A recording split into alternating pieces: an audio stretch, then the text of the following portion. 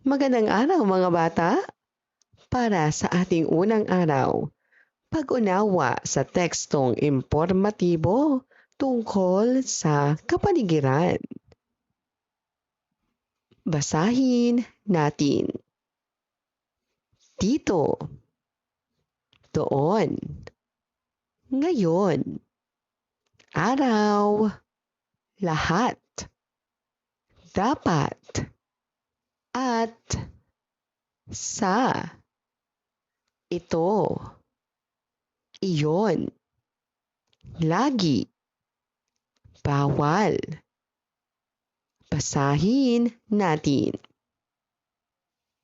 Bawal magtapon ng basura dito.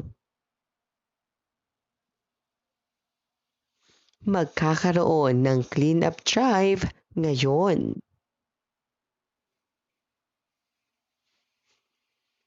Uulan ngayong hapon.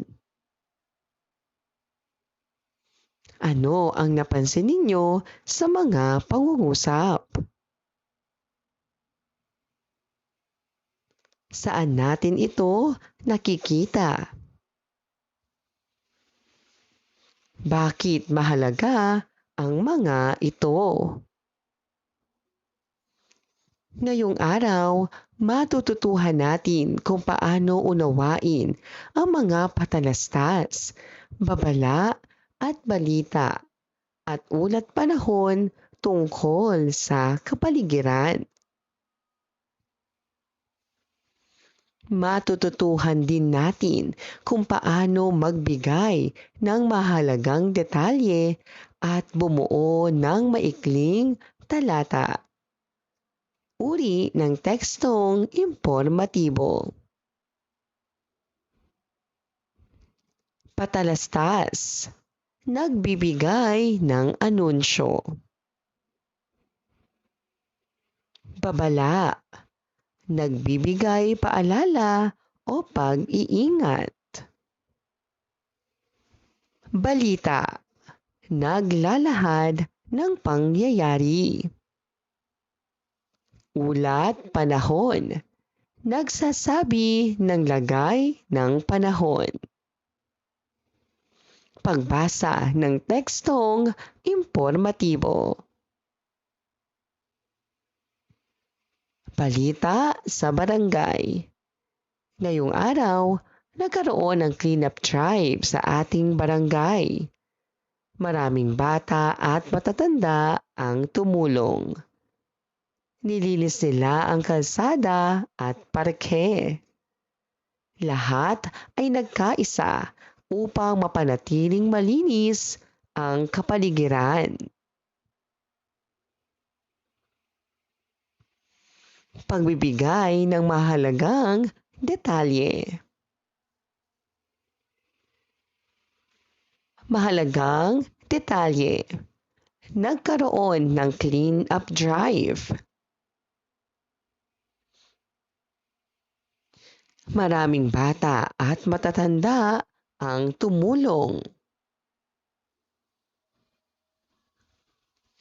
Nilinis ang kalsada at parke.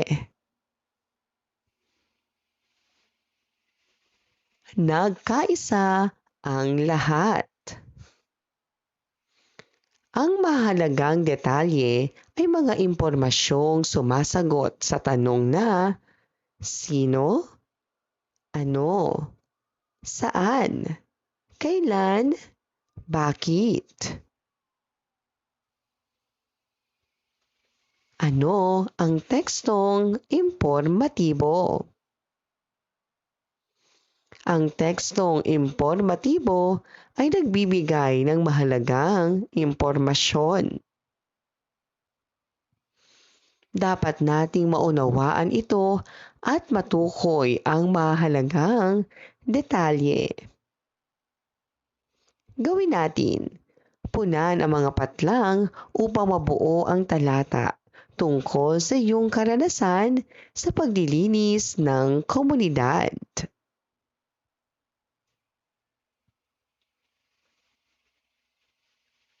Ikalawang araw. Salitang magkasalungat. Pag-unawa sa tekstong impormatibo. Basahin natin. Malinis, marumi. Basa, tuyo. Mainit, malamig. Matigas, malambot. Masaya, malungkot. Ang mga pares ng salitang ito ay tinatawag na mga salitang magkasalungat.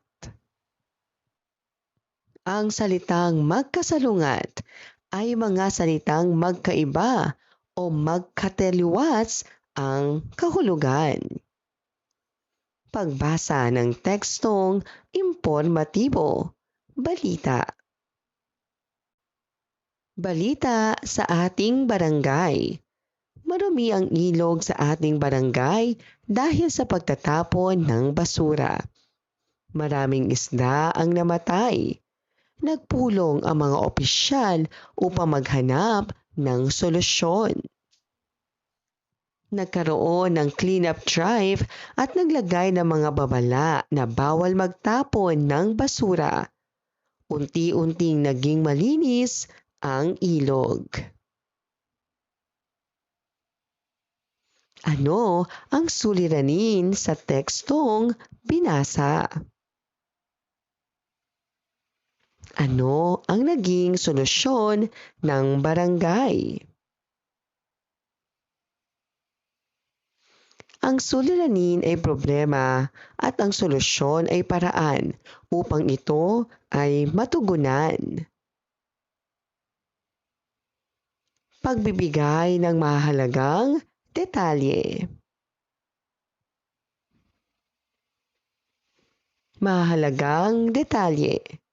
Marumi ang ilog. Maraming isda ang namatay. Nagpulong ang mga opisyal. Nagkaroon ng clean-up drive. Naglagay ng babala. Gawin natin. Ibigay ang kasalungat.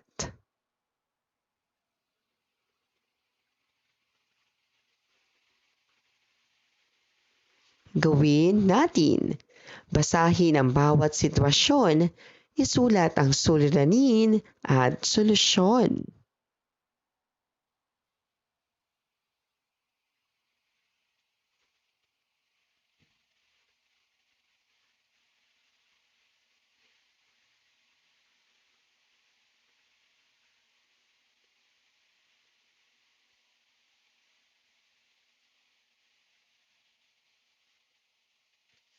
Ikatlong araw. Pag-unawa sa tekstong impormatibo tungkol sa kapaligiran. Basahin natin. Ako. Ikaw. Siya.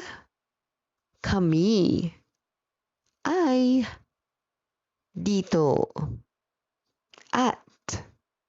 Sa. Ito. Iyon. Doon.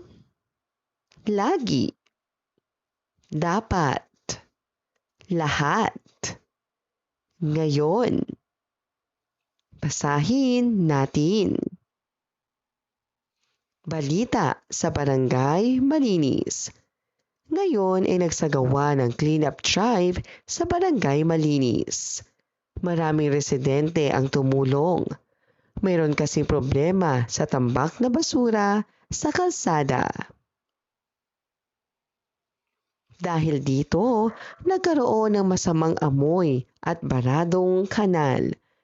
Nagkaisa ang lahat upang linisin ang paligid. Unti-unting naging malinis ang barangay. Ano ang suliranin sa tekstong binasa? Ano ang naging solusyon ng barangay? Pagbibigay ng mahalagang detalye. Mahalagang detalye. Nagsagawa ng clean-up drive. Maraming residente ang tumulong.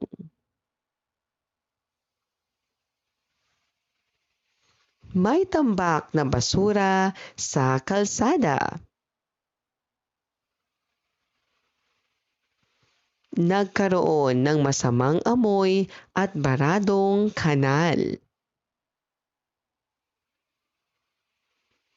Naging malinis ang barangay. Ano ang inilalahad ng teksto? Ang teksto ay naglalahad ng pangyayari tungkol sa paglilinis ng barangay at pagkakaisa ng mga tao upang malutas ang problema. Gawin natin. Iguhit ang isang sitwasyon sa komunidad na may suliranin at solusyon.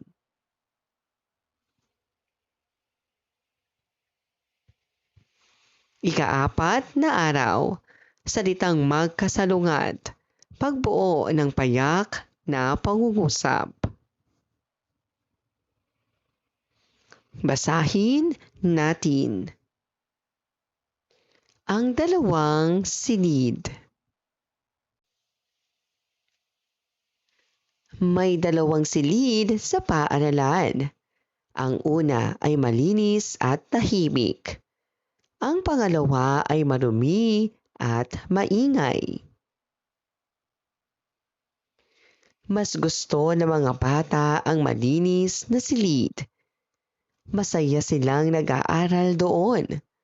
Natututunan nila ang kalinisan ay mahalaga. Ano ang magkasalungat na salita sa kwento? Aling silid ang gusto ng mga bata? Ano ang pangunahing ideya ng kwento? Ano ang reaksyon mo sa maruming silid? Bakit mahalaga ang kalinisan? Basahin natin. Malinis, marumi. Basa, tuyo. Mainit, malamig. Matigas, malambot. Masaya, malungkot. Ang mga pares ng salitang ito ay tinatawag na mga salitang magkasalungat. Ang salitang magkasalungat ay mga salitang magkaiba o magkataliwas ang kahulugan. Basahin natin. Ikaw, siya, kami, ay, dito, at, sa, ito, iyon, doon, lagi, mga, ang. Sa pagsusulat ng mga payak na pangungusap, ginagamit natin ang mga sight words. Gumagamit din tayo ng mga malalaki at maliliit na letra sa pagsulat ng pangungusap. Gawin natin. Isulat ang mga sumusunod na pangungusap sa paraang kabit-kabit.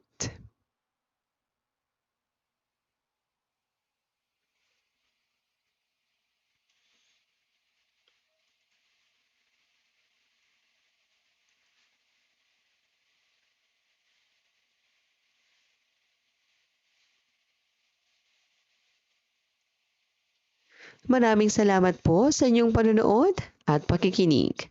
Hanggang sa muling pag-aaral ng asignaturang Filipino. Paalam.